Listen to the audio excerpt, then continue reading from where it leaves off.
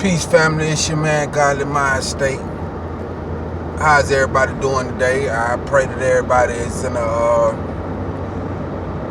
healthy state of mind and a healthy physical being, man. I want to come at you guys today, man. I just want to speak a little truth, man. Now, the problem what I see with my people, man. Problem what I see with black people, man, or niggas.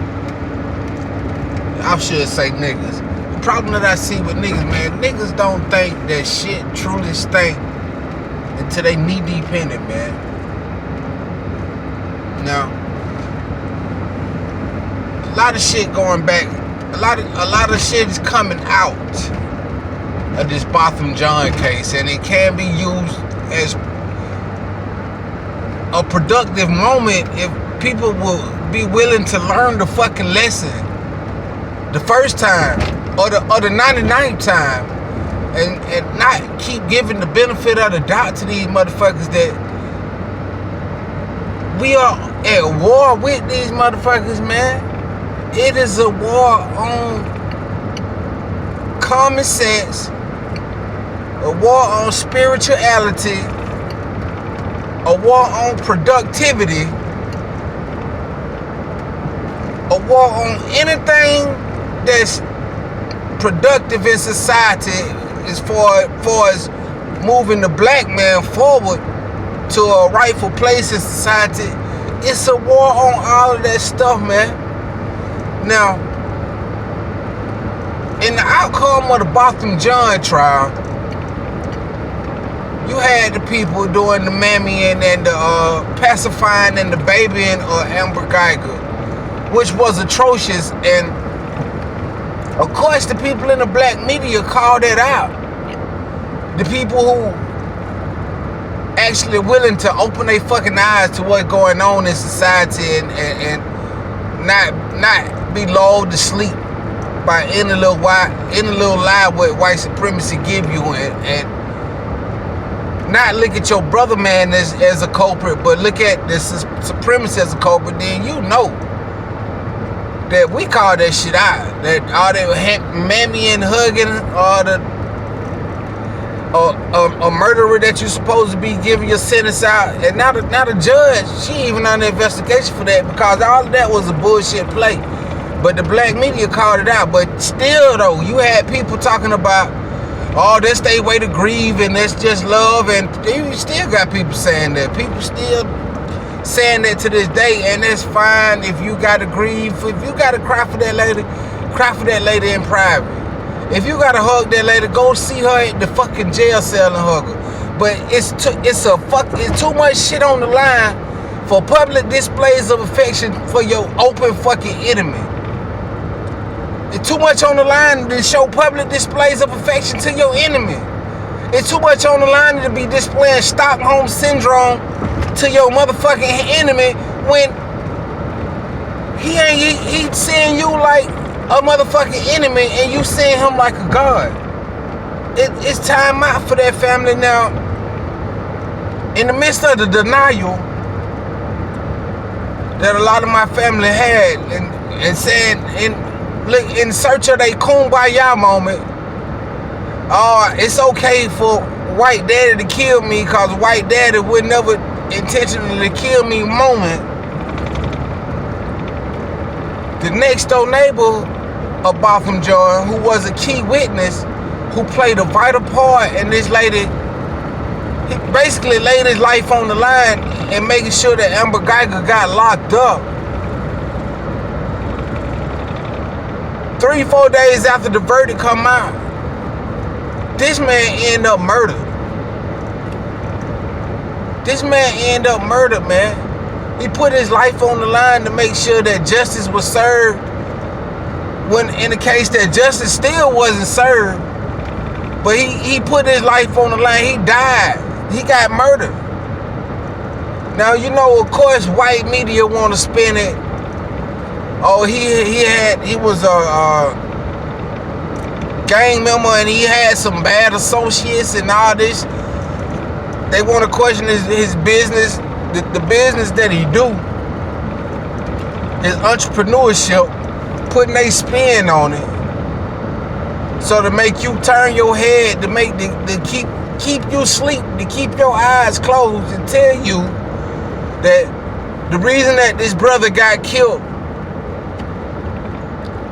is because he was on some nigga shit. And I'm here to tell you right now, man, open your fucking eyes and don't believe this fucking shit, what they telling you, man. This was a fucking hit put out on this man's life.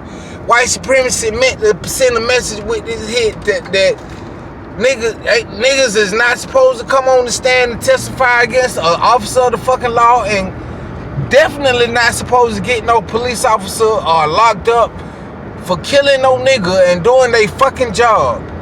That's part of the criteria for police to be able to kill a nigga and get away with it. That's something that they look forward to, and you gotta understand what the role that white supremacy play in you gotta understand the role that the police play in white supremacy. See, the police is the enforcement hand of white supremacy, so you can't have these police scared to be enforcers, scared that they gonna be going to jail, cause this is just the beginning of what black media fight for. We not fighting for no 10-year sentence for Amber Geiger. No, we fighting that when these motherfuckers kill a black man, unarmed black man, that they go to jail for life and receive the death penalty. So we not gonna stop. We not gonna be happy with no motherfucking 10-year sentence on no bloody, brutal murder. Even though Botham Jean and his family is a family of bootlickers and white supremacist lovers. So this ain't about Botham Jean or his family. This is about not being able to deem yourself God anytime you see a black person. This is about empowering us. So yes, we get a right to react when Botham Jean brother get up there and hug his brother openly. That's our open fucking enemy. And she shows you that she your open fucking enemy. So what are you doing hugging her in public? If you gotta hear from that, you gotta hear from that. But you ain't gotta hear from him in the courtroom. You couldn't possibly hear from you couldn't possibly hear from the pain that you feel from losing your brother by hugging the murderer in the courtroom. So at the end of the day, that was some real bitch ass, coon ass shit. And you don't get no pad from me on that. Cause what you did was you give a green light to the rest of white society that if you kill a nigga, it's okay. Cause his family, they gonna feel the temperature and see how much money they can get out the settlement before they decide if it's a racial issue or not. And we not privy to that option in this society, family. You under attack, family. We under attack, family. We're not privy to wait to see how can we line our pockets from this. Cause what you don't understand is, or what you should understand by now, after white supremacy is done with you, man, they gonna break you, man. That's what you gotta understand about the way they work, man. After they done with you, they break all of their tools, man. So you being used as a motherfucking as a pawn in a chess game that you don't even got a clue that you fucking playing, or maybe you do got a play a clue that you playing, and this is the offensive that you decide to go on. And I'm here to tell you that it's a sick strategy, that it's only one winner with your strategy. That's white supremacy, man. Now, I don't come on my page and spew hate, man. I spew power. I talk power to the people, and elevate my people, put my people in the rightful position in society. That's what I come to do, so that it'll never be a thought that the police is killing niggas unjustly. Cause the police, it'll always have to be a serious repercussion for anything like that in a society that we pushing for. It'll death penalty. anything punishable, any hate crime toward anybody, but definitely any hate crime toward a black individual, punishable by life in prison or the death penalty. Because we at war, family. It ain't time to walk around being timid. We can't walk around being timid now. We in the middle of a fucking war. Make sure you empowering your children, man. Make sure your children know that we in a fucking war. Make sure your children know that if when you encounter these race soldiers, to say is the least amount is possible, and take your fucking phone out and record these fucking soldiers, these race soldiers, because they attacking our children. Keep your children with the armor of God on. And it's hard to tie spirituality into this right here, because you would think that the people that's we under attack from, that they got no spirit, that it's such a physical war. But it is an evil spirit that's pushing them to try to take this society even further to hell than it is right now. So it's definitely a spiritual side to this, and that's something that I want to get into later on today. Is I want to do a video today, religion, spirituality, and reality, and how the three tie into each other. But I got a little more research that I want to do on that before I drop that video. But definitely be looking for that video today, man, because it's a vital time, and we're gonna have to use all the tools that's accessible to us. We're gonna have to use all the resources that's accessible to us. So it's time to tighten up, family. It's time to be up on our shit just a little bit more, our vigilant shit. It's time. You don't have another option right now, man, because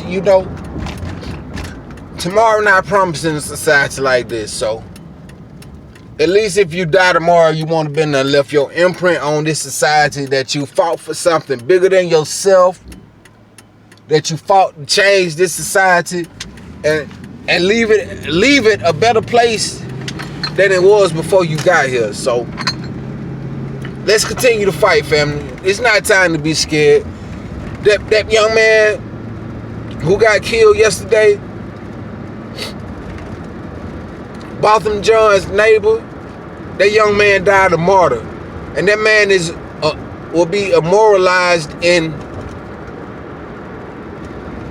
definitely in my mind, and in the mind of freedom fighters everywhere. That young man has been immortalized for laying his life on the line, even for a motherfucker that probably didn't deserve it, and probably went on cold at all. Botham Jean I'm speaking of, but he laid his life on the line for the betterment of the people. So he's immortalized in my eyes. And I love that brother, and I aspire to be like that brother. I aspire to be fearless in the face of death like that brother. I aspire to be that. And I push my people to be fearless in the face of death. It's coming for you anyway, family. So being scared ain't gonna stop it from coming, okay? It's coming anyway. Maybe it'll be old age. Maybe this shit all turn around, kumbaya moment, and we'll all die from old age, or maybe some of us still gonna die from white supremacy. But death is coming, so it's nothing to be afraid of. Matter of fact, when the moment comes, it's something that I'm gonna embrace. And I'm not gonna live in fear of anything, because if I give you the power to tell me that you better be scared if this don't happen, if you don't act in this certain according way, then I threaten you with death. Nah, that ain't enough for me, because I know when I die, I'm gonna ascend from this place and go to a better place, and you'll only be killing this blob of meat called the flesh anyway. But I got a spirit inside of me, and it's a fighter spirit, and I'm gonna fight to the death of me. Alright? But I'm only gonna fight for real shit. We only fight for real shit from now on, man. Like, you might have noticed that the black media was kind of quiet on the Botham Jean case up until after the verdict came out. And I'm gonna tell you why. Because Botham Jean family, they weren't vigilant about saying that it was a racial issue. So what we look like jumping out the window saying it was a racial issue when the family won't even hold the killers accountable? What we look like going out on the deep end when the family... So we supposed to do all the work, and we do all the work and say that minors get killed. So that was definitely part of the work. But we do all the work, and you come out and hug the killer and have your big kumbaya, hey, white supremacy, I'm still down for your cause even though you killed my brother mama. What kind of shit is that? What kind of shit is that, family? That's something that ain't gonna be lived down in black society for a long time right there, man. That's the epitome of white Jesus is my God, and I ain't gonna never question my God, white Jesus. Everything my white Jesus do is great. Thank you, Master, for gracing me with your killing tendencies. That's all the fuck that was. So it's time out for being nice, family, and it's time to separate these people that are not willing to. They willing to die, but they not willing to die for the cause. Understand? They willing to die and fall on their sword for white supremacy. That's the difference. You willing to fall on your sword for white supremacy, but you ain't willing to fall on your sword for your fellow brother. That's the difference right there. That would make you that's what make you not honorable. It ain't honorable to die like a coward trying to kiss your enemy ass. No, it's honorable to die fighting next to your brother for real shit, to improve y'all situation. That's honorable. You want to speak on honor? That's honorable. We not honoring no coward ass shit like hugging your brother killer. When you see a 1,000 tapes of black murderers getting attacked in the courtroom by the family victim for killing somebody black. So they go back to thinking that the white man ice is colder than the black people ice. It's just crazy, family, but it's still work to be done, okay, family? It's still a lot of work to be done. And I'm here to do my part of it. I just wanted to address this situation about the murder of that young brother. I would like to send a few prayers up for the family of that brother. That brother was living in fear of his life, man. Okay? That brother was living in fear of his life. He knew it was coming. He said that he was scared that he was gonna get killed, and he was scared that it was gonna be state sanctioned. The brother who died, I wish I knew his name. His last name is Brown, I think. But you can Google what the fuck. You know how to find this information. His name. He dead. I know that much. He was scared for his fucking life. He said that he thought that he didn't know when he was gonna get killed, and he felt like it'll be state sanctioned when it happened, man. So understand that it's a war, family, that we fight. Prepare your kids, prepare your own self. Let's keep our mind prepared, and let's start by calling this shit for what it is. Let's start for seeing the truth for what it is, family, without a motherfucker having to peel back all the layers of the onion for you to believe it sometimes, okay? Stop sticking up for these motherfuckers talking and making all the excuses. Every time a professional hit is done on a black man, every time a sleeper cell is woke up to kill a black man, a prominent black person who's bringing positivity and trying to bring his people to power, they always say that it was one of us who did it. And even if it was one of us who did it, look at the conditions that society put us in.